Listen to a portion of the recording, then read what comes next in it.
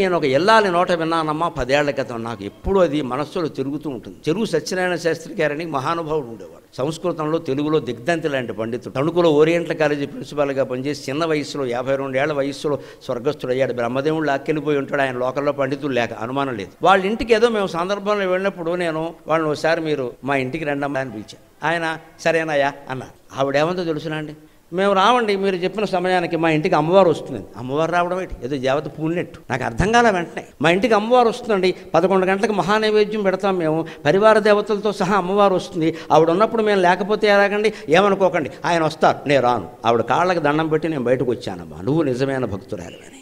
అమ్మవారు పరివార దేవతలతో సహా ఆ ఇంట్లో ఉందని ఆవిడ భావన చేస్తుంది. కాబట్టి నైవేద్యం సమయంలో నేను ఎక్కడికి రాను అని చెప్పింది ఆవిడ. ఆయన వస్తారు, కావాలంటే తీసుకెళ్ళండి, నేను రాను, ఏమనుకోకండి. లేదమ్మా, మీరు చేసే పని చాలా గొప్పది, మీలాంటి వాళ్ళని నమస్కారం చేసుకుంటే పుణ్యం మాకు బుద్ధి వస్తుందని వచ్చాను. అది భావన చెయ్యాలి.